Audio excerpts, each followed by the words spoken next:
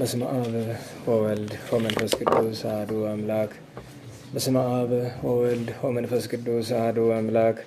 በስመ አብ ወወልድ ወመንፈስ ቅዱስ አሐዱ አምላክ አሜን። ይትባረክ እግዚአብሔር አምላክ እስራኤል ዘተሳሃለነ ወገብረ መድኃኒተ ለሕዝበ ዚአሁ። በይቅርታው በምህረቱ ለወገኖቹ መድኃኒትን ያደረገ ይቅር ያለን የአባቶቻችን አምላክ ዘላለም ሥላሴ ከዚህ ሰዓት ከዚህ ዕለት ስላደረሰን ቅዱስ ስሙ የተመሰገነ ይሁንና ለእናንተም እንደሚገባችሁ በእግዚአብሔር ሰላምታ እንዴት ዋላችሁ? እንዴት ሰነበታችሁ? ቸርነቱ ምሕረቱ ይቅርታው የበዛ የአባቶቻችን አምላክ እግዚአብሔር አብ፣ እግዚአብሔር ወልድ፣ እግዚአብሔር መንፈስ ቅዱስ ለአምላክነቱ እንደሚገባ እማምላክ እግዝእትነ ማርያም ድንግል ወላዲተ አምላክ የአምላክ እናት እንደመሆኗ ቅዱስ ዕፀ መስቀሉ ቅድስት ቤተ ክርስቲያን እግዚአብሔር ያከበራቸው ቅዱሳን ሁሉ በድጋሚ ስማቸው የተመሰገነ ይሁን። ስማቸው የተመሰገነ ይሁን። እንኳን አደረሳችሁ። የቅዱስ ማቴዎስ ወንጌል ምዕራፍ 18 ቁጥር 1።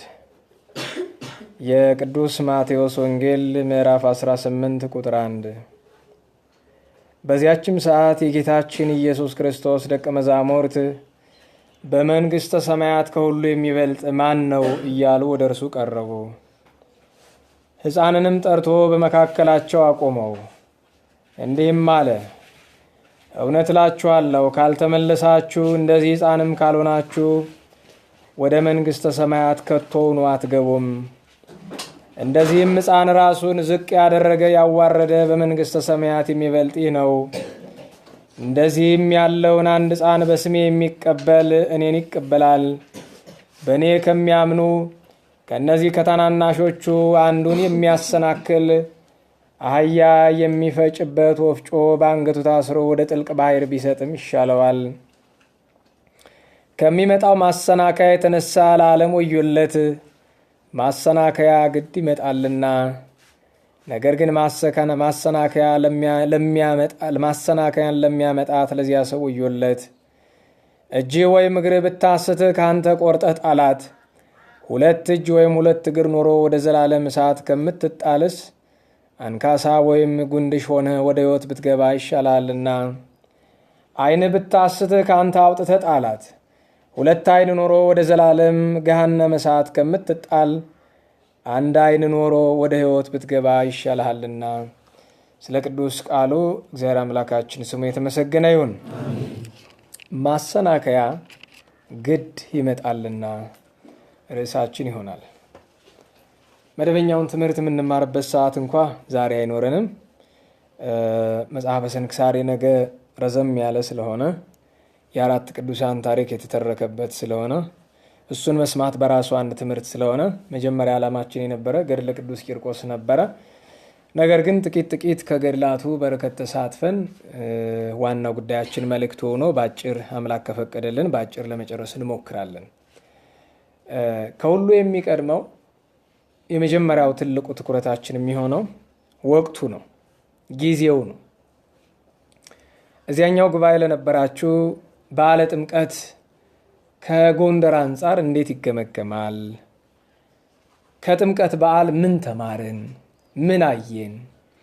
በዓለ ጥምቀት በእውኑ ለእግዚአብሔር ወይስ ለአጋንንት ነበረ የተሻለ አስደሳች የነበረው?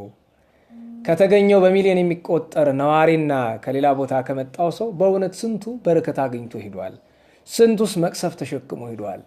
እናንተስ ከየትኛው ወገን ነበራችሁ? በእውኑ እግዚአብሔርን ከሚያስደስቱ ለማምላክ ከተመቹ መታ ባርካቸው ከሄዱት መካከል ናችሁ ወይስ እግዚአብሔር ካዘነባቸው ሰዎች መካከል ከየትኛው ናችሁ? በሚል ጥቂት ነገሮችን ተነጋግረናል። ዛሬ ደግሞ ማሰናከያ ግዱን ይመጣልና ብለን ስንል መነሻችን የሚሆነው በዓለ ጥምቀት ነው። በዓለ ጥምቀት በኢትዮጵያ ደረጃ ተከብሯል። ሲከበር በጣም ከፍተኛ ድምቀት በሚል ሲወራለት ነበረ። እንደው በመጀመሪያ ድምቀት በራሱ ምን ማለት ነው? አንድ ነገር ደመቀ ማለት ምን ማለት ነው? በውኑ ድምቀት እግዚአብሔርን ያስደስታልን? እንዴት ዋላችሁ? እግዚአብሔር የሚፈልገው ንጹህ መስዋዕት ነው ወይስ የበዛ ጩኸት ነው? እግዚአብሔር ጥራት ነው የሚፈልግ ወይስ ብዛት? በውኑ 2 ሚሊዮን ሰው ጎንደር ስለመጣ እግዚአብሔር ይደሰታልን? እግዚአብሔር ሱዳን ውስጥ የለም? በንጹህ ልብ ሱዳን ውስጥ ጥምቀትን ማክበር አይቻልም? እቤቱ ሆኖ ሳይንቀሳቀስ ጎንደር ስለመጣ አትጸድቅም፣ ስለቀረህም አትኮንንም። ብታውቀውስ ኑሮ ጎንደር ባለ ጥምቀት የሚመጣበትን ምክንያት ብትረዳስ ኑሮ ጥሩ ነበረ። የጎንደር ጥምቀት የተለየ ረድኤት አለው ነበረው ይሻላል። ስለ ጎንደሩ ጥምቀት ባለፈው ተነጋግረናል። ግን ከጎንደሩ ጥምቀት ጋር ተያይዞ አንዲት ሳልናገራት ማላልፋት ነገር አለች። አሁን ከሆነ ፌስቡክንም ወሬያችንም ሁሉን ነገር የሞላው ቶ የሚባል መስቀል አለ። እኔ እንደው በሞቴ እስቲ 2 ጥያቄ ልጠይቃችሁ። ለኛ አስፈላጊያችን ቶነቱ ነው ወይስ መስቀልነቱ ነው? ንገሩኝ በደንብ። ቶነቱ ቢቀር ምን ይጎዳናል? አንደኛ ጥያቄ ይሄ ነው። ሁለተኛ ጥያቄ፣ እስኪ ከቅዱሳት መጻሕፍት ከአስራው፣ ከአዋልድ፣ ከትርጓሜ፣ ከተአምራት፣ ከድርሳናት ቶም ሚል አይታችሁ ታውቃላችሁ? መስቀል በቶ ምልክት የለም።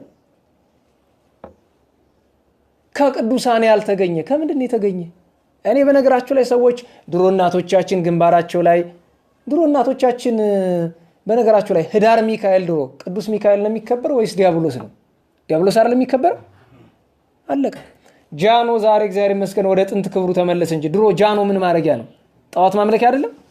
የጥንቆላ መስሪያ እኮ ነው ጃኖ። አታውቁም? ዛሬ እግዚአብሔር ይመስገን መቼም ቀን ያነሳል ቀን ይጥላል አንዳንድ ጊዜ በእግዚአብሔር ፈቃድ ዛሬ ወደ እውነቱ ተመልሷል። ጃኖ ነጭና ቀይ ነው። መነሻው መኃልየ ሰሎሞን። መኃልየ ሰሎሞን ስታነቡ ምን ይላል? እሆየ ጸዓዳ ወቀይ፣ ወንድሜ ምንና ምንድን ነው?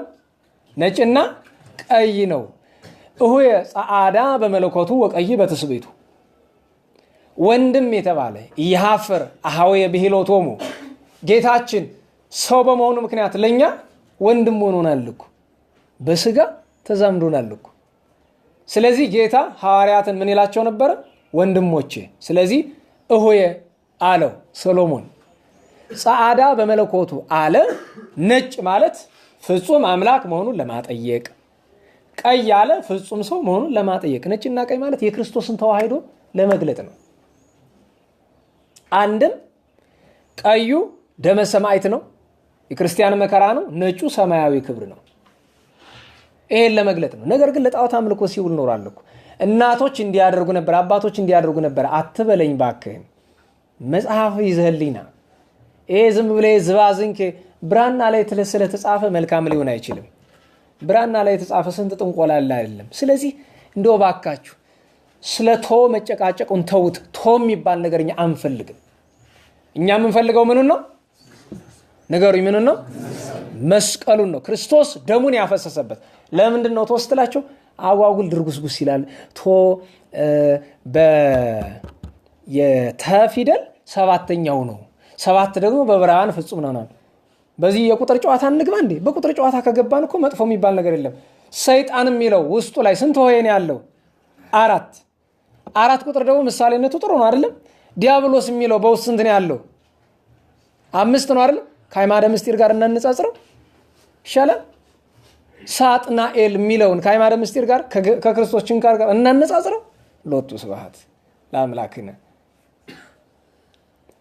የሆነ ነገር 7 ስለሆነ ሁሌ ጥሩ ነው ማለት እኮ አይደለም። እንደው በሞቴ እስቲ የሆነ ስም እናምጣ። የሱ ፊደል የስሙ ፊደል 4 የአባቱ ፊደል 3 የሆነ ጴንጤ ይኖራል አይደል? ስትደምሩ ስንት ይሆናል? 7። እንደወረደ ስሙ 7 የሆነ ሰው አለ። የስሙ 7 የሆነ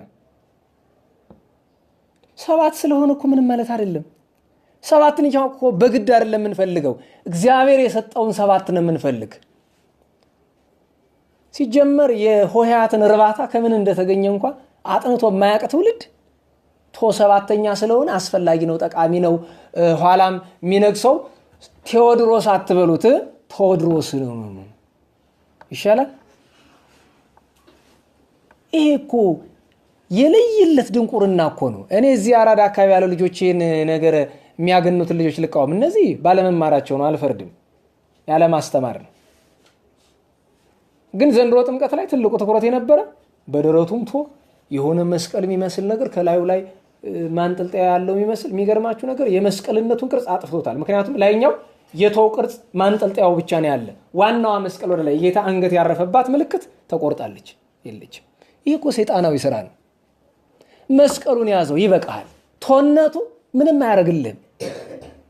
ኮድ ነው ምናምን ያተል አንተ ባለ ኮድ መጀመሪያ ንስሐ የመግባትን ኮድ ሰው የመውደድን ኮድ ባወክና ከዛ በኋላ መተህ ሌላ ነገር በመረመርክ።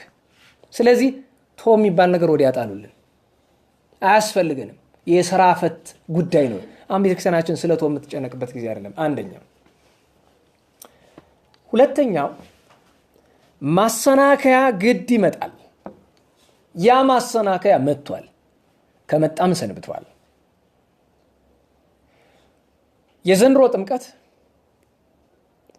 በምስራቅ ሐረርጌ አካባቢ የተፈራውን ያክል ባይሆንም አልፎ አልፎ አንዳንድ ነገሮች ነበሩ። ሐረሪ ክልል ላይ የምታውቁት ነው። ታቦታት፣ ካህናት፣ ምዕመናን ምን ሲሰራባቸው እንደነበረ የምታውቁት ነው። ከሚያስቁኝ ነገሮች አንዱ ልንገራቸው። የጎንደር ከተማ ሙስሊሞች ተሰብስበው የሆነ ወቅት ላይ ያቀረቡትን ቅሬታ ሰማሁኝና ቅሬታው ምንድነው ሲባል ተበድለን ተገፍተን ነው የምንኖር ብሎ ይህንን ቃል በቃል ነባሩ ከንቲባ ተናግሮታል። ልብ በሉልኝ። ነባሩ ከንቲባ የጎንደር ሙስሊሞች እኮ ምን ሆኖ ነው የሚኖሩ? እስቲ ንገሩኝ። እንደው ጎንደር ከተማ ውስጥ ተወልደን አድርገናል። እስኪ በተአምር አንዴ በዚህ ምክንያት በዚህ መንገድ ተገፍተዋል ብሎ እስኪ እንደው የሚነገረኝ እንደው ይሄን መላችሁ ለፍትሃዊነት እስኪ ትዝ የሚላችሁ ነገር ካለ እስኪ ንገሩኝ። በእውነቱ ጎንደር ከተማ እኛ በታሪክ እያወቅን እግዚአብሔርን የሚወድ ሰው ተሾሞባት ያውቃል? አያውቅም። ለቤተ ክርስቲያን የሚያደላ ሹመኛ እናውቃለን? አናውቅም።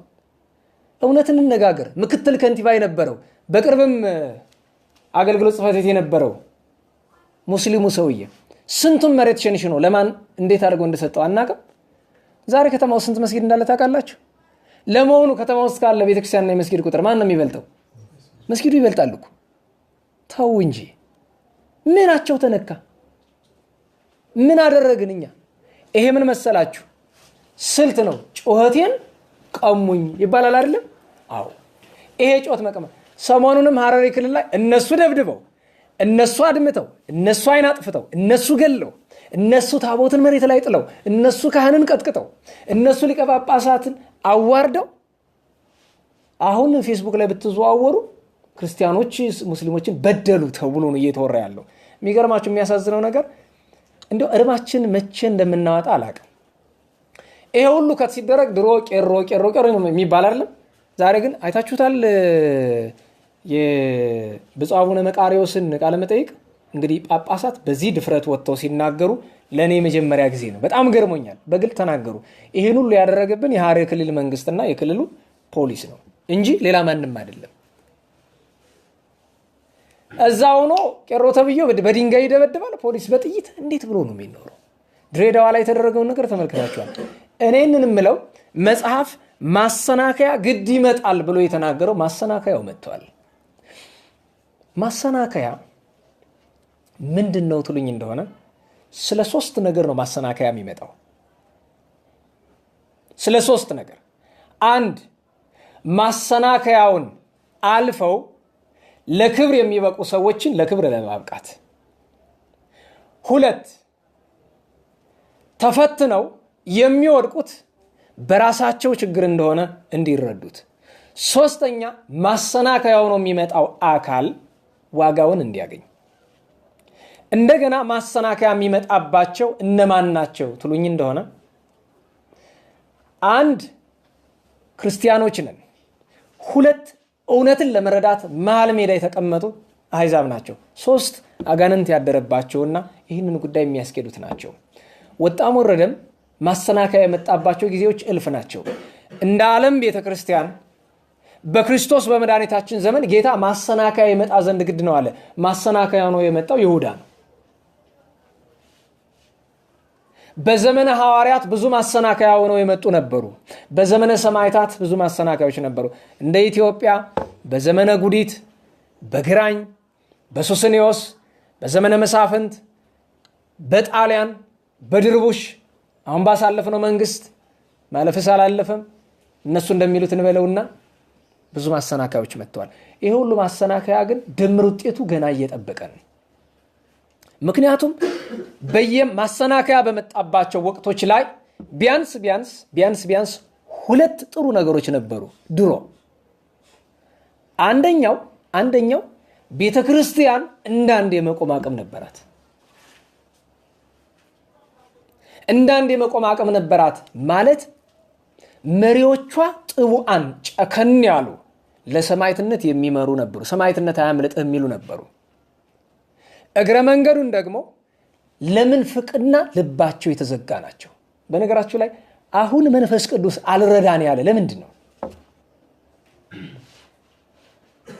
በአንድ ጎን ነው በአንድነት እንቁም። አንዳንዴ ቁጭ እያስበውና እሺ በአንድነት እንቁም በቃ ተሐድሶውንም ዝም እንበለው። መናፍቅ ጳጳስ አለ፣ መናፍቅ ቄስ አለ፣ መናፍቅ ዲያቆን አለ፣ መናፍቅ ቆሞስ አለ። ሌላው ቀርቶ መናፍቅ መነኮስ በጣም ብዙ አለ። እንደምታውቁት ከጠቅላይ ቤተ ክህነት ጀምሮ በመናፍቅ እንደተወረርን ግልጥ ነው አይደል? አንዳንዴ ያስባሉ ዝም እንበል ይሆን አንድነት ብለን። ግን መናፍቃን ክርስቶስን ድንግል ማርያምን የሚሳደቡ ሰዎችን በውስጣችን ይዘን ውስጣችን ሳናጠራ እንዴት አድርጎ ነው እግዚአብሔር የሚረዳን? እንዴት ነው አንዱን መቆን የምንችለው? መጽሐፍ ይላል እኮ በእምነት ከማይመስሉን ጋር እንዳንደምር ያዘናል። በእምነት የማይመስሉን ማለት እኮ መጀመሪያ አህዛብ አይደለም፣ በቤታችን ያሉት ናቸው። ከጵጵስና እስከ ዲቁና ማዕረግ ድረስ ያሉ ቤተክርስቲያናችን ለዚህ መከራ የዳረጉ ሰዎች አሉ። መንፈስ እግዚአብሔር እንዲርቃት ቤተክርስቲያን ስላችሁ ስለ ምእመን አንድነት ነው እንጂ ስለ አሃቲ ቤተክርስቲያን እያወራሁ አይደለም። እሷማ ሁሌም ንጽሕት ናት፣ ሁሌም ማህደረ መንፈስ ቅዱስ ናት። ረድኤተ እግዚአብሔር ይራቀን። ለምንድን ነው ልመናችን አልሰማ ያለ? ለምንድን ነው ብላችሁ ትሉ እንደሆነ ውስጣችን አልጠራም። ደግሞ እንደገና በዚህ መካከል እንትና እኮ መናፍቅ ነው እንትና ነው እያልን ደግሞ እርስ በርሳችን ስንዋጋ ከጀርባ ደግሞ እነሱ ሊበሉን ሆነ። ምን ይሻላል ትላላችሁ? እንዴት ዋላችሁ? የትኛው ይሻላል? የመጣው ይምጣ መናፍቁን ምኑንም አቅፈን ውጊያ እንግባ? ውጊያ ስላችሁ ጥይት አይደለም፣ ለመንፈሳዊውን ውጊያ ማለት ነው። ግን መንፈስ ቅዱስ አይረዳንም ይታወቃል ምንጊዜም። ምክንያቱም መናፍቁን ሽሩሩ በጉያ መናፍቅ ይዘህ መንፈስ ቅዱስ እንዲረዳህ አትጠብቅ። ሁለቱም የጨነቀ ሆነ። እናንተ ትመርጡን የልምረጥ? እንዴት ዋላችሁ? እናንተ ትመርጡን የልምረጥ? እሺ መምረጥ ፈልጋችኋል፣ ዝም ብላችኋል። እሺ ምረጡ። በጉያችን እንደያዝናቸው ጦርነት እንግባ ወይስ መጀመሪያ እነሱን አጥርተን ጦርነት እንግባ? አጥርተን ይሻላል። ያኛውን ብትሉም አልሰማችሁም የነበረ። ምክንያቱም መጀመሪያ ቤትህን ሳታጸዳ ሌባ በቤት አስቀምጠ ይሄው ዛሬ አሁን ከዛ ካቶ ጃዋር ጋር ሆኖ ቤተክርስቲያን ላይ ፍዳ የሚያመጣው ያ ዲያቆን ነኝ ባዩ ያ ቄስ ነኝ ባዩ ሁለት አሉ አይደል? ኃይለ ሚካኤል ነው የሚሉት፣ አንድ ደግሞ ማን ነው የሚሉት? ያ ቄሱ በላይ መኮንን ነው የሚባል። አይ በላይ እግዚአብሔር በእውነት እንዲያው ከኃጢአቱ በላይ ያድርገው፣ እንዲያው ከክፋት በላይ ያድርገው። ትርጉሙ ገብቷችሁ? እርግማን እንዳይመስላችሁ። ከኃጢአቱ በላይ ያድርገው ማለት ለንስሐ ያብቃው ማለት ነው። ጃዋርን የማትቀበል ቤተክርስቲያንን አንፈልግም ብሎ ሲል ሰማችሁት አይደል? ኋላ ደግሞ መምህር ነው የሚባሉ አሉ አሜሪካን የሚኖሩ አንድ ሰባኪና ትክክል ብለሃል ከተጠመቀ እና ታዲያ ምን ብለን እንቀበለው? ምን ብለን እንዲያፈርሰን እንዲበላን ሀውጭ ነውም ለቤተ ክርስቲያን ጦሱናል። እንኳን ደግሞ አስገብተ ነው። እንደዚህ አይነት ሰዎችን ተሸክመን አሉ እኮ ስማቸው ማይጠራ ቤተ ክርስቲያን ከረድኤተ እግዚአብሔር እንድትርቅ እያደረጉ ያሉ ሰዎች አሉና ለኔ በጣም አስጨናቂ ነው። ለሁሉም ቤተ ክርስቲያን ያኔ ቢያንስ በእምነት ጉዳይ ላይ ድርድር የለም። ዛሬ ምንድነው መሸፋፈን? መናፍቅ እንደሆነ እያወቅ ሃይማኖት ያለው አንድ ሃይማኖት ያለው ጳጳስ ከጎኑ መናፍቅ ጳጳስ አቁሞ ብፁዕ አባታችን ሲለው ስሰማ አበቃ ከተመ ነገሩ። ለምሳሌ ሰሞኑን ጥምቀት ላይ ከመጡ ሰዎች መካከል አይተናል አይደል? ብፁዕ አባታችን እስኪ ጸሎት ይምሩ ተብሎ ተሰጣቸው አይደለም? ምን ታረጋለህ? ከእንኛው ጳጳስ ምንድን ነው የምጠብቀው እኔ? ከጎናቸው ጳጳስ ምንፍቅና ያለበት ሰው አቁሞ ምን እጠብቃለሁኝ እኔ? ከዛ በኋላ እኔ ብታደንቅልኝ ምን ብትልልኝ አይገባኝም እሱ። ቤተ ክርስቲያን እውነት ናት። በነገራችሁ ላይ አንድ እንሁን ከመናፍቅ ጋር መቼም አንድ አልሆንም እኔ አልሆንም ከመናፍቅ ጋር። በኃጢአት ችግር የለውም። ወላ ክህነቱን በዝሙት የጣለ ግን በንስሐ የተመለሰ ሰው ችግር የለውም። የፈለገውን ኃጢአት የሰራ ሰው ይሁን እሱ ችግር የለውም። ከመናፍቅ ጋር ግን ህብረት የለም። ድሮ እኮ በእምነት ድርድር እንደ ቆሻሻ ጨርቅ ነው እኮ መናፍቅን የሚጠየፉ የነበሩት። ይሄ ነው አባቶቻችን። ዛሬ መናፍቅን ሰውየውን አይደለም የምንጠየፈው፣ በእርሱ ያደረውን የምንፍቅና ጋኔን እንደ ቆሻሻ ጨርቅ ነው መጠየፍ ያለብን። አዎ አሊያ አክብረ ብፁዕ አባታችን እያልክ ወይም አክብረ ይዘህ አጓጉል ነው፣ አይሆንም። እኛ ብዙ ስለሆነን አይደለም እግዚአብሔር የሚታገልልን። መጽሐፍ ይሌለ ወክል የቱ ይሰድድዎሙ ለእልፍ፣ ሁለቱ 10 ሺውን ያባርራሉ ያሳድዳሉ። አባቶቻችን ምን ይላሉ? ሁለት ምንድነው ትለኝ እንደሆነ ነፍስና ስጋ በተዋሂዶ ነፍስና ስጋ ተገናዝበው ካሉ አጋንንት እንድል ይነሳሉ።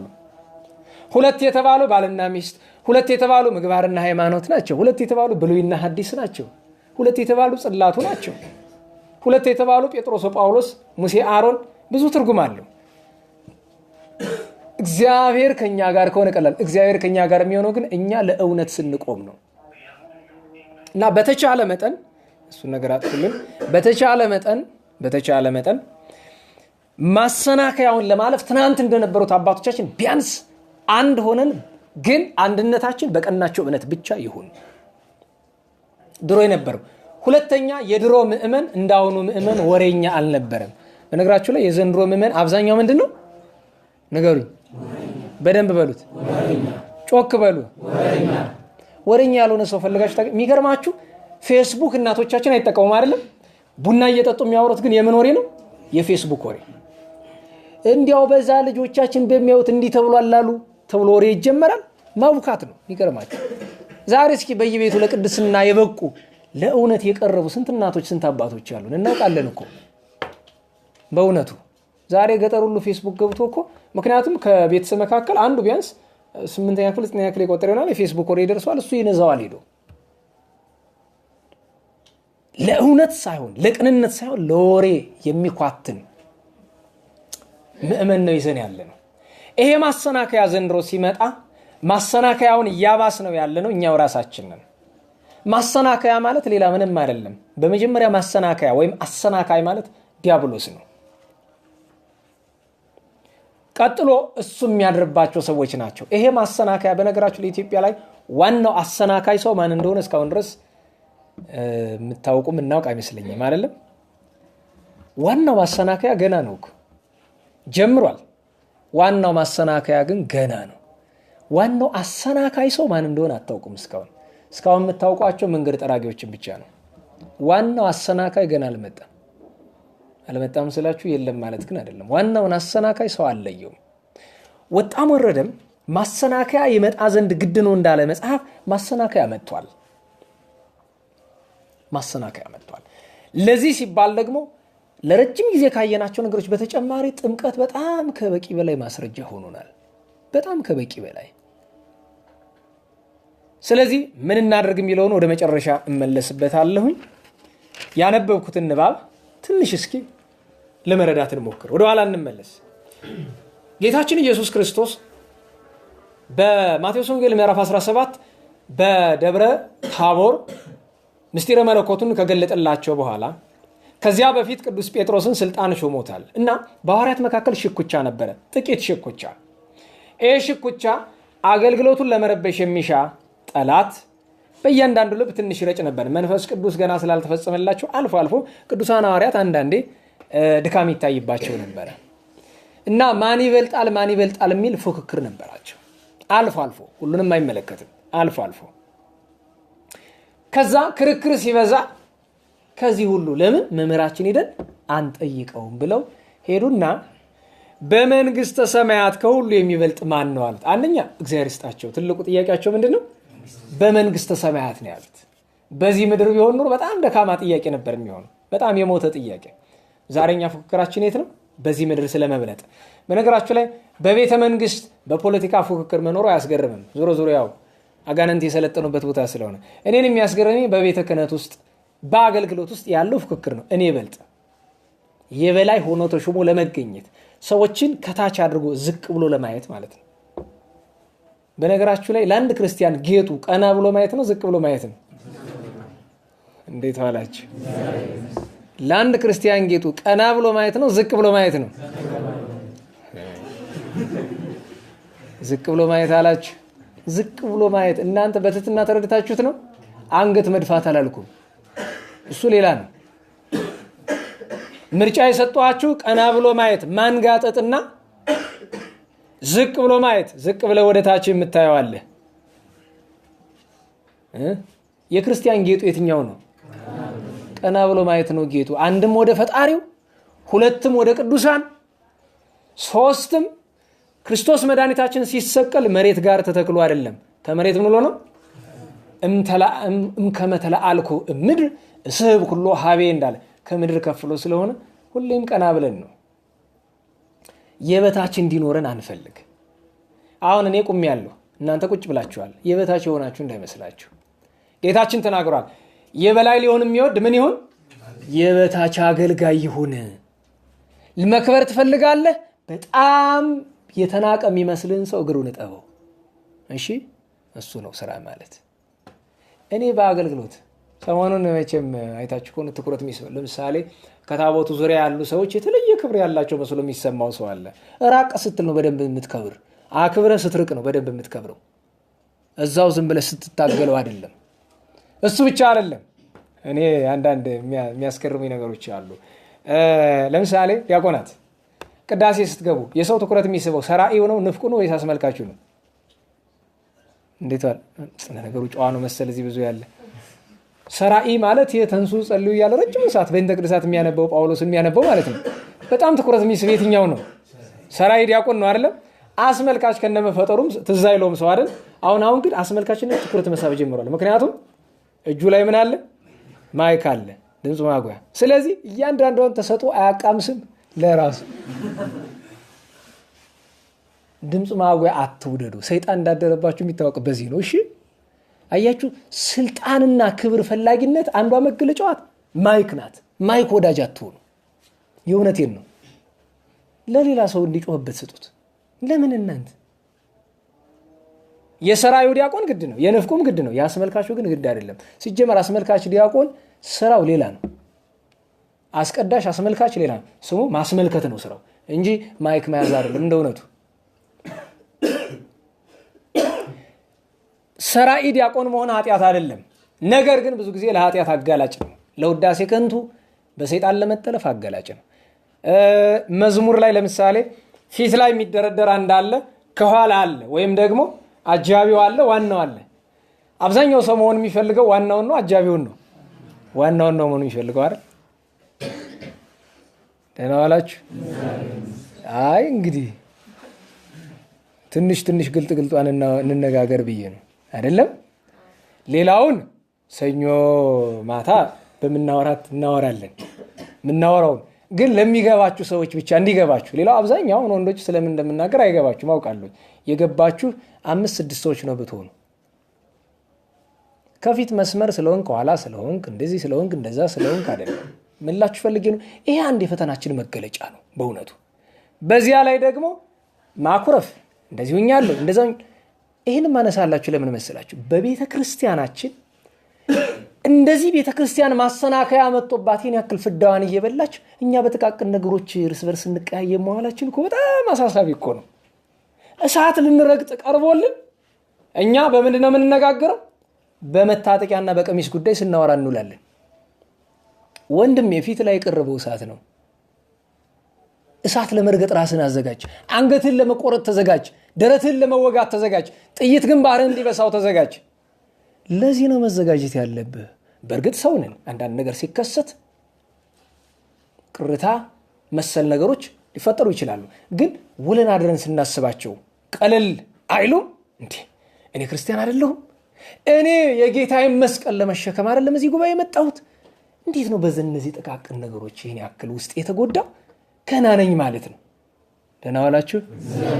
ምንድን ነው ገና ነኝ ማለት ነው? ይሄ ማለት ግን ምናልባት የሚያስቀይም ነገር ያደረገ ሰው ካለ ያ ሰው ትክክል ነው እያልኩ ግን አይሆንም። እሱን በጊዜው እንነጋገራለን። ዋናው ትልቁ ነገር ግን ቤተክርስቲያን አሁን ካለችበት ነገር አንጻር ጥቃቅን ነገሮችን ቶሎ እንዝለላቸው። አባቶቻችን እንደዚህ ይላሉ። እስቲ አብራችሁ በሉ። ድሃ ተበድሎ በሉ ማሩኝ ይላል ቶሎ። ድሃ የተባለ ክርስቲያን ነው። ምክንያቱም ክርስቲያን በምድር ድሃ ነው። ለምን? ክርስቶስ መድኃኒታችን በማቴዎስ ወንጌል አንቀጸ ብፁዓን ምዕራፍ 5 ቁጥር 1 የመጀመሪያ ቃል ምንድናት? ብፁዓን ነዳያን በመንፈስ ምን የሆኑ ድሆች የሆኑ ብፁዓን ናቸው። ስለዚህ ብናጠፋም ባናጠፋም ሁላችን ልንለምደው የሚገባ የመጀመሪያው ነገር ምንድን ነው? ብናጠፋም ባናጠፋም ይቅርታ ማለት። በቃ አደራችሁ እቺን ነገር እንልመዳት እና ከፊት ስለዘመርክ አትበልጥም፣ ከኋላ ስለዘመርክ አታንስም፣ መድረክ ስለቆምክ አትበልጥም፣ ታች ስለተቀመጥክ አታንስም፣ ሰባኪ ስለሆንክ አትበልጥም፣ ዘማሪ ስለሆንክ አታንስም፣ መድረክ መሪ ስትሆን አትበልጥም፣ ቁጭ ብለህ ተማሪ ስትሆን አታንስም። የማነስና የመብለጥ መለኪያው ምንድነው ከተባለ ቅድስና፣ በተለይ ትህትና። ለዛ ነው ጌታችን በመንግስተ ሰማያት ማን ይበልጣል ሲል ሕፃንን በመካከላቸው ጠርቶ አቆመ ይላል። ይሄ ሕፃን ቅዱስ አግናጤዎስ ነው። ካልተመለሳችሁ እንደዚህም ሕፃን ካልሆናችሁ ከቶውኑ ወደ እግዚአብሔር መንግስት አትገቡም። ታላቅ ታናሽ ተውት። በመንግስተ ሰማያት ትልቅ ትንሽ መሆን ምን ያሳስባል? ዋናው የሚያሳስበው ምንድን ነው? መግባቱ ነው። ከገባው በኋላ ምን ቸግሮኝ ለምን መሬት ላይ አልቀመጥም? መሬት ካለው የመንግስተ ሰማያት አይታወቅም። መንግስተ ሰማያት ምን እንደሆነች ማን ያውቃታል? የፈለገ ይሁን ብቻ እንግባ። ዋናው መግባት ነው። ቤተክርስቲያን ውስጥ ከገባ በኋላ አለቃው የሚቀመጡበት ወንበር ምን ያደርግልሃል? መምህራኑ ዝም ብለህ መሬት ላይ ትቢያው ላይ ተቀመጥ፣ ችግር የለው። ዋናው መግባት ነው። ግባዛ ለፈጣሪ ተመች፣ ሌላውን ተው። እንደዚህ ህፃናት ትሑታን ናቸው። ህፃናት የዋሃን ናቸው።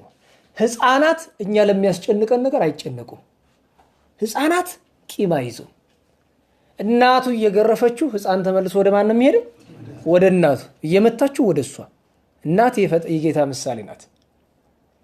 ህፃናት ቂም አይዙም። ጧት ገርፋችሁት ማታ ትዝ አይለው መጥቶ ይታቀፋችኋል፣ ይስቃል። ህፃናት በጥቂት ነገር ይታለላሉ። በጥቂት ነገር በደንብ አድርገህ በልምጭ ገርፈው በከረሚላ ታታልለዋለህ። የዋሃን ናቸው፣ ቂም አይዙም፣ ትሑታን ናቸው ህፃናት። እኔ እበልጣለሁ የማለት መንፈስ ውስጣቸው ላይ የለም። ህፃናት ክፋትን አይቋጥሩም። ስለዚህ አንድ ክርስቲያን እንደ ህፃናት መሆን ግድ ነው። እንደዚህም ህፃን ራሱን ዝቅ ያደረገ በመንግስተ ሰማያት የሚልቅ እሱ ነው ይልና እንደዚህ ያለውን ህፃን በስሜ የተቀበለ እኔን ተቀብሏል ብሏል። እንደዚህ ያለ ህፃን ብሎ አንደኛ ቅዱስ አግናጤዎስን የተቀበለ፣ ሁለተኛ ግን ዛሬ ህፃኑ ቅዱስ ቂርቆስን የምናከብርበት ቀን ነው። ቅዱስ ቂርቆስን መቀበል እግዚአብሔር ከመረጣቸው ቅዱሳን ህፃናት መካከል አንዱ የሆነውን ቅዱስ ቂርቆስን መቀበል ክብር አለው፣ ዋጋ ያሰጣል። ቅዱስ ቂርቆስ ታሪኩን ትናንት በስንክሳር ተነበዋል። ዛሬ በዑደት ሲተረክ ነበረ። ብዙዎቻችሁ የምታውቁት ነው። እናታችን ብጽዕት ኢየሉጣ አንጌቬናይት ከኢጣሊያ ምድር ተነስታ ጠርሴስ ደርሳ የሚያሳዳት ማሰናከያው እለእስክንድሮስ መጥቶ ሲይዛት ስምሽ ማን ነው ተብላ ስትጠየቅ አማራ ነው ያለችው። ኦሮሞ ነው፣ ትግሬ፣ ቅማንት። ስምሽ ማን ነው ስትባል ማን ያለችው? ክርስቲያን ነው ስሜ፣ እንዳልገልሽ የእውነቱን ተናገር ያላት። እውነተኛው ስሜማ ክርስቲያን ነው። ሰዎች የሚጠሩኝ እና የፈለከው ኢየሉጣ ነው ስሜ። ለጣዖት ስገጂ? አይ እኔ ለረከሰ ጣዖት አልሰግድም። ይልቅስ እውነትን ትሻለህ፣ የ3 ዓመት ሕፃን ፈልግና እሱ ይምከረን አለችው። አያችሁ፣ እንደዚህ አይነት ደንቆሮ አሁን እንደ እለእስክንድሮስ ያለ ደንቆሮ ሲሆን የ3 ዓመት ሕፃን የበለጠ ሊመክረው ይቻላል። ሁሉ ልጁን ሲሸግችግ በእግዚአብሔር ጥበብ ቂርቆስ መጣ። በሃከ ፍሱህ ሕፃን፣ ደስ የተሰኘ ሕፃን፣ መልከ ያምራል፣ ሲያዩ ደስ ያለነ፣ ሰላም ላንተ ይሁን አለው። አዎ ትክክል ተናገርክ፣ እኔ ደስታ በመንግስተ ሰማያት ይጠብቀኛል። አንተ ግን ገሃነመ እሳት ይጠብቅሃል። ለምን ትለኝ እንደሆነ ለረሲአንስ አለወሙ ፍስሐ፣ ለዝንጉ ማለትም እግዚአብሔርን ለዘነጉ ሰዎች ተድላ ደስታ መንግሥተ ሰማያት የነሱ አይደለችም ተብሏል ብሏል። እኔ ጥቂት ስናገር ብዙ ትመልሳለህ አለው። ገና ብዙ እናገርሃለሁ አለው። ከዚያ በኋላ ያሰቃያቸው ስቃይ አይቆጠርም። ቅዱስ ቂርቆስ ትሑት ሆኖ፣ ቅዱስ ቂርቆስ ልዑል ሆኖ፣ ቅዱስ ቂርቆስ ንጹሕ ሆኖ፣ ቅዱስ ቂርቆስ ሰማዕት ሆኖ የክርስቶስን መስቀል ተሸክሞ እንደዚህ ያለውን ሕፃን በስም የሚቀበል ቅዱስ ቂርቆስን፣ ቅዱሳን ሕፃናትን የሚቀበል አንድም ሕፃናትን በበጎ ነገር የሚንከባከብ እኔን ተቀበሏል ብሎ ጌታችን አስተምሯልና እኛ ቅዱስ ቂርቆስን እንቀበለዋለን። በምንድን ነው የምንቀበለው? በማመን በማክበር በመዘከር። ለምን? ጌታ ቃል ኪዳን ገብቶለታል። ሰላም ለቂርቆስ እንተ ኢፈርሆ ለነድ ዘይደምጽ ከመነጎድጓድ፣ እንደ ክረምት ነጎድጓድ ሲፈላ የነበረውን እሳት ያነደደውን ውሃ ውስጡ ላይ ባሩድ አዶሮማር ስብ የነበረውን ቅንጣት ታክል አልፈራው። አይገርማል እኮ እቶነ ጽህርት ይፈርሃ የሚለው እሱን ነው። እንኳን ያ ሆኖ ምጥ ይዘናል አይደል? አሁን እነዛን ስንሰማ እዛ እንደዚህ ያደረጓቸው ነው ሲባል አሁን እነዚህ የታገቱት ሴቶች እህቶቻችን አሉ አይደለም? ያሳዝናል። ምን እንደተደረገ እየሰማችሁ ነው አይደለም? እግዚአብሔር እውነት አያደርገው፣ በእውነት እውነት አያደርገው። ሰምታችኋል ምን እንደተደረገ? እውነት አያደርገው። እኔ ትናንትና ዛሬ የሰማነው ነገር አለ። ሴቶችን ምን አደረጓቸው እንደተባለ እንዲሁ በነፃነት ታግተው አይደለም ያሉት፣ አካላቸውን ቆራርጠዋቸዋል የሚል ነገር እየሰማ ነው። በእውነት እግዚአብሔር እውነት አያደርገው። ምክንያቱም ቢገሏቸው ይሻላል። አንድ ሞት ነው። እዚያው ላይ እንዳሉ ውዳሴ ማርያማቸውን እየደገሙ ቢገሏቸው ይሻላል። ያ የተባለው ነገር እውነት አይሁን። በእውነት አንድ እውነት ልንገራችሁ፣ በዚህ ዘመን ተስፋ የለም። መንግስት ምናምን እንትና ምንም ነገር ተስፋ እንዳታደርጉ። ቅዱስ ዳዊት አይቶ ምህላ ላይ ምን ይላል አይደለም? ዜማዋች የምትለውጠው ወይ እዚኒ መኑ ተስፋዬ። እንግዲህ ከዛሬ በኋላ ማን ነው ተስፋዬ? በእውነት ጠቅላይ ሚኒስትሩ ነው? ፕሬዚዳንቷ ናት? ሚኒስትሮቹ ናቸው? የክልል አስተዳዳሪ ነው? ፖለቲከኛ ነው? ማን ነው ተስፋችን ከዚህ በኋላ? እግዚአብሔር ነው አይደለም? አየነው እኮ። ለነገሩስ ድሮም ተስፋችን እግዚአብሔር ነው። ግን እንደው እስካሁን ድረስ ተስፋ የሚያደርግ ሰው ካለ በልቡ ተስፋ ይቁረጥ። በእውነት በዚህ ዘመን ከእግዚአብሔር በቀር ከሰማይ በታች ተስፋ መቁረጥ አለበት። ተስፋ መቁረጥ አለበት። ያሳዝናል። በጣም እጅጉን ያሳዝናል። እኛ ምጥ ነው ያዘኝ ሳነበው፣ መጀመሪያ ከተራ ሰው ነው ያነበብኩ፣ ተራ ሰው ከጻፈው። ኋላ ግን ታማኝ ሊባል ከሚችል አንድ ምንጭ ስመለከተው በጣም ሰውነት የደነገጠ፣ ልታስቡት ይከብዳል። ማለት ምንም ያልበደሉ ሰዎችን ባለፈው ስላደረጉት ብዬ ነው። ባለፈው የነበረው አደጋ ላይ ጡት መቁረጥ፣ አባላዘር መቁረጥ፣ ያልበቃ ብሎ ያንን ማጎረስ፣ ሰው ላይ ደም ማጠጣት። እኔ እኮ ምን ያክል አንዳንዴ ሰይጣን እኮ ራሱ እንዲህ የሚያደርግ አይመስለኝም። ምንድን ነው የተጣባቸው እነዚህ ሰዎች ትላላቸው? ያልበደሏቸውን። ለነገሩስ ይሄ ችግር በዚህ በታች አርማጮም ነበር። እነዛን 6 ሕፃናት ጨፍጭፈዋቸው ሄዱ።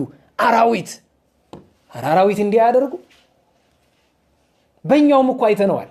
የሰው ልጅ ከእግዚአብሔር ሲርቅ ምን እንደሚሆን እኮ አይተናል። ቂርቆስ ግን ቅዱስ ቂርቆስ አልፈራም። ለምን? መንፈስ ቅዱስ እሱ ጋር ነው። በእውነት መንፈስ ቅዱስ ከኛ ጋር ይሁን። መንፈስ ቅዱስ ከኛ ጋር ይሁን። ማምላክ በረዴታ አትለየን። ፈሪዎች እንዳንሆን የግድ ይሄ ያስፈልገናል። እናቱን ለመነላት። ቅድስት ኢየሉጣን እዚህ ላይ እንዳትተች አደራህን፣ የቅዱስ ቂርቆስ ክብሩ እንዲገለጥ ነው እናቴ ፈራች እንጂ ቅዱስ ቂርቆስን ይህን ሁሉ ጥብዓት፣ ይህን ሁሉ በጎ ሃይማኖት ያስተማረች ማናት? ቅድስት ኢየሉጣ። እሱ እኮ የሷ ፍሬ ነው። እውነቱን እንነጋገር፣ ከሱ እሷ ትቀድማለች። እሱስ ምን አለ መጨረሻ ላይ? ሰላም ለኢየሉጣ እንተደለዋ ትለዶ ለቂርቆስ ባህሪ ዘብርሃን አምላክ ያውዶ ለመንፈሰ ፍርሃት ዘባቲ በኃይለ ጸሎቱ ዘሰደዶ ይልና ተፈቅዱን እግዚኦ ለፍሬው ተአልዶ እንዘበሳታዊ ጉንዱ አለ። ጌታ ሆይ ግንድ እኮ እሷ ናት፣ እኔ ፍሬ ነኝ። ግንድ የሌለው ፍሬ የለም። ስለዚህ ፍሬውን ለቅመ ግንዱን በሳት ታቃጥለው ዘንድ ትሻለህ አለ ጌታ። ያኔ ሰማያዊ ክብሯን አሳያት፣ ጸናች። ከዛሬ ጀምሮ አባቴ ነህ ልጄም አይደለህ ብላ ወደ እሳቱ ገባ። ብዙ ስቃይ ተሰቃዩ። ኋላ ለክብር በቁ። እግዚአብሔር በረከታቸውን ያሳደረብን።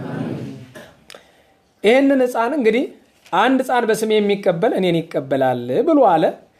ከዚያ ቀጥሎ ግን በእኔ ከሚያምኑ ከታናናሾቹ አንዱን የሚያሰናክል አህያ የሚፈጭበት ወፍጮ በአንገቱ ታስሮ ወደ ጥልቅ ባህር ቢሰጥም ይሻለው ነበር። እንቅፋት ላለመሆን እንሞክረው። በተለይ አገልጋዮች አደራችሁ፣ በእኛ ምክንያት እኛም አንቅር፣ ሰዎችን በእኛ ምክንያት እንዲቀሩ አናደርግ። እንጠንቀቅ። የሆነ ነገር ካደረግን በኋላ ራሳችን መገምገም፣ ይቅርታ የሚጠይቅበት ጉዳይ ካለ ይቅርታ መጠየቅ፣ የሚስተካከል የሚታረም ነገር ካለ ማረም ነው። እዚህ ላይ ብዙ ሰው ሊያነሳ የሚችለው አንተ እየተቆጣ ብዙ ሰው አስደንብር አስቀርታል የሚለኝ ሰው ካለ እኔ ለዚህ ይቅርታ ጠይቅ ካላችሁኝ ለቁጣዬ በሙሉ ይቅርታ ጠይቃለሁ። ግን እንዳልተሳሳትኩ አውቀዋለሁ በመቆጣቴ። ምክንያቱም የምቆጣው ለምን እንደሆነ እግዚአብሔር ያውቃል። ወደፊትም ቁጣዬ ይቀጥላል። ቁጣው የኔ ሳይሆን እንግዲህ የባለቤቱ እንደሆነ ተረዱ ብዬ ነው። እግዚአብሔር በወደደው አድሮ ይቆጣል። እንኳን በሰው እግዚአብሔር በመብረቅ ይቆጣል። ከሰውና ከመብረቅ ማን ይከብራል? ንገሩኝ እንጂ ሰው ይከብራል አይደል? በመብረቅ ይቆጣል፣ በደመና በዝናም ይቆጣል እኮ። እግዚአብሔር በነፋስ ይቆጣል እኮ። ያ ማለት ያ የከበረ ነው። እግዚአብሔር በመብረቅ እኛን ከተቆጣን ማለት መብረቅ ከኛ ይበልጣል ማለት አይደለም። እኔ ተቆጣው ማለት እናንተ ከኔ ያነሳችሁ ናችሁ ማለት አይደለም። ትበልጣላችሁ ብዙዎቻችሁ። እኔ ብዙ ጊዜ ተፈትኛለሁ። ምክንያቱም ከተሻለ መልካም ሰብዕና ያላችሁ ሰዎችን ቁሜ ማስተማር አንዳንዴ ያሳፍረኛል። መልካም ሰብዕና ሳይኖር መልካም ሰብዕና ያላችሁ ሰዎች ጆሮ ላይ መጮህ እንደሚያሳፍር አውቃለሁ። ግን እውነት መነገር ስላለበት፣ ለአብዛኛው መነገር ስላለበት እጮህባችኋለሁ። ስለዚህ የማሰናከያ ምክንያት እንዳንሆን መጠንቀቅ አለብን። መጨረሻ ላይ ስለ እጅ፣ ስለ እግር፣ ስለ ዓይን የነገረን ነገር አለ። በቃ ጌታችን ትርጓሜውን እናቆየው፣ ሰዓት የለንም፣ ልጨርስ። ግን ማሰናከያ በሚመጣበት ወቅት ላይ ዓይንህ ብታስትህ፣ እጅ እግርህ ቢያስቱ አውጥተህ ቆርጠህ ጣል እስከመባል የደረሰበት መሰረታዊ ምክንያት ማሰናከያ በሚመጣበት ወቅት ላይ እንትኔ አትበል። በዚህ ዘመን ተስፋ የምናደርገው የምንከተለው ዋጋ የምንከፍልለት እግዚአብሔርና የእግዚአብሔር የሆኑ ነገሮች ብቻ ናቸው። ምክንያቱም ዓይን፣ እጅ የተባሉ በዙሪያችን ያሉ ሰዎች ናቸው። ትርጓሜ ላይ ምን ይላል? ከጳጳስ የከበደ የለም ኤጲስቆጶስ ይላል።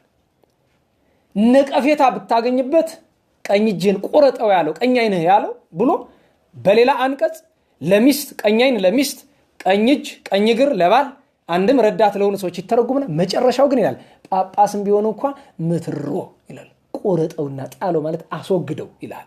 ለእግዚአብሔር የማይሆን ከሆነ ህዝቡን የሚያጠፋ ከሆነ አስወጣው። ለምን? ማሰናከያ በመጣበት ወቅት ላይ ልትጨነቅለት የሚገባ ማሰናከያው አንተን አሰናክሎ ሲኦል እንዳይጥልህ ሁለት ሞት እንዳትሞት ነውና ማሰናከያ ግድ ይመጣልና ያለው የመጽሐፍ ቃል አሁን እየተፈጸመ ነውና እግዚአብሔር አምላካችን ማሰናከያውን ያስቀረዋልልም መጥቷል። አይቀርም፣ ጊዜም ቃል ነው። በማሰናከያው ከመውደቅ፣ በማሰናከያ ተጠልፎ ሃይማኖትን ከመካድ፣ በማሰናከያ ተጠልፎ ገሃነመ እሳት ከመውደቅ አምላክ አማልክት ይሰውረን። እግዚአብሔር ይሰውረን። ማምላክ በረድኤቷ ትሰውረን።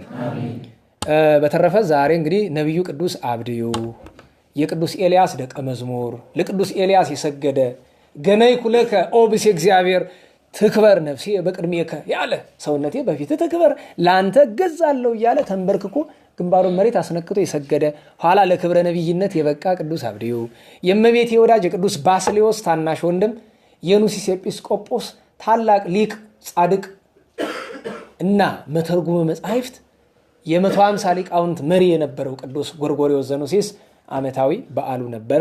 ሌሎች በዓላትንም ቤተክርስቲያን አክብራለች። ነገ ከሰማችኋቸው ስንክሳር በዓላት ውጪ አባ ጽሕማ ዓመታዊ በዓላቸው ይከበራል። በ17 መክሲሞስና ዱማቴዎስን እናክብራቸው፣ ደገኛ ቅዱሳን ናቸው። በ18 አደራ እምላችሁ የቅዱስ ጊዮርጊስ ዝሮተ አጽሙ ውእየተ አጽሙ ሲከበር እግረ መንገዱን ቅዱሳት ደናግልን ማርያና ማርታን ከሰለስቱ ምዕት አንዱ ከአበይቱ ተሰብሳቢዎች አንዱ የነበረው ቅዱስ ያዕቆብ ዘንጽቤን ገና እንደገባ በቅዱስ ቆስጠንጢኖስ ፊት ሙት ያስነሳው አባት። ዋናው ትልቁ በዓል ግን ኢትዮጵያዊ ጃንደረባ በግብረ ሐዋርያት ምዕራፍ 8 ቁጥር 26 ላይ የምታገኙት የኢትዮጵያ፣ የአፍሪቃ፣ የህንድ ሐዋርያ እጅግ ደገኛ ሰማዕት ሐዋርያ ቅዱስ ባኮስ በሌላ አጠራር አቤሜሌክ አቤላክ ይባላል። እናክብረው። በእውነት ለኢትዮጵያ ክርስትና ዋናው መሰረት እሱ ነው። ከሱ የሚቀድምም የሚበልጥም አታገኙ። ቅዱስ ባኮስ ጃንደረባውን በ18 እረፍቱ እናከብረውና እሷ እንድናከብር አደራ። በ19 እና አቡነ ያፍቅረና ጊዜ ያሉ ከዚያም በኋላ ያሉ በዓላት አሉ። የመጨረሻ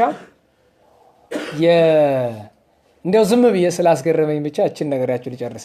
በቀደም ነገራችሁ ነበር የታቦተ መርቆሬዎስ የመውረድ ጉዳይና ሊቃውንት መጥተው ተከራክረዋቸው ነበርና አንድ ጊዜ ወስነናል ነው አንዳንድ ክፍተት እንዳለ ሲነገራቸውና መጨረሻ ላይ እንደ ዋናው ዓላማ ምንድነው? እኔ እስኪ ዓላማውን አስረዱ ብዬ አንድ ትልቅ ሰው ጠየቅኩኝ። ምን አሉኝ? ታችኛውን ቦታውን ይዞታውን ይዞታችን ነው ብሎ ለመካሰሻ እንዲረዳ ነው። በየትኛው ህግ?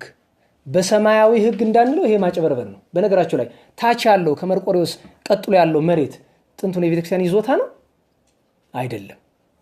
ለምን እንዋሻለን? እኛ አሁን መሬት ወረራ ላይ አይደለንም ያለ ነው።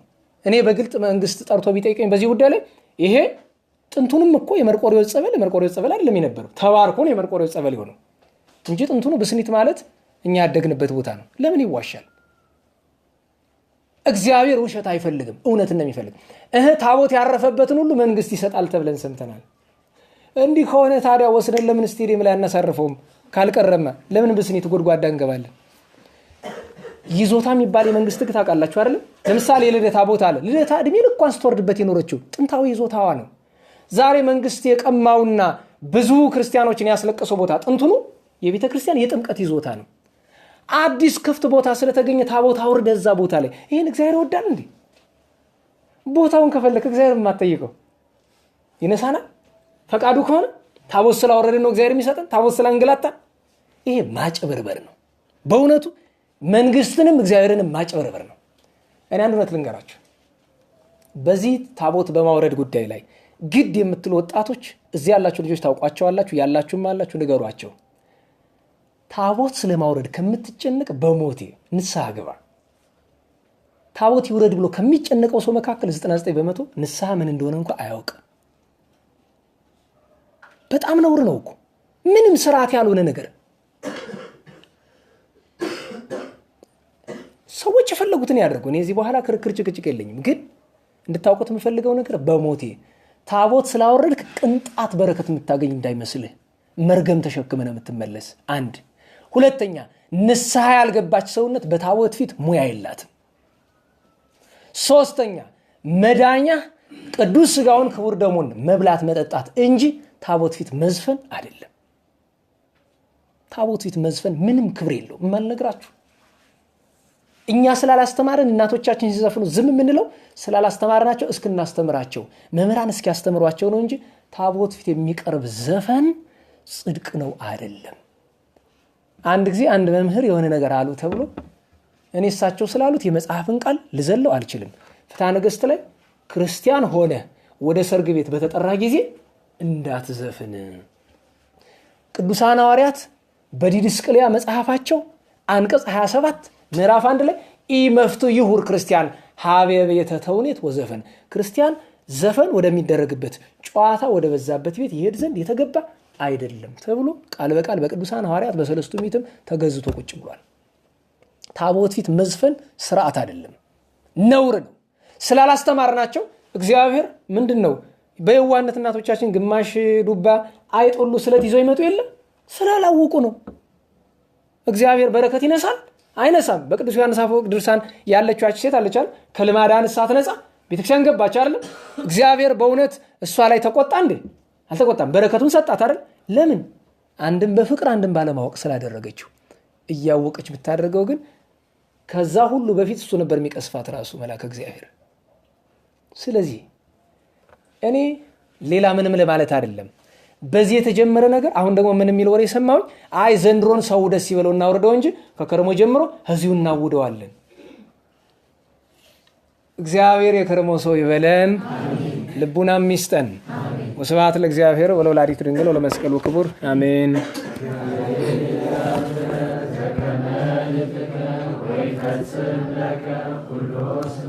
አሜን።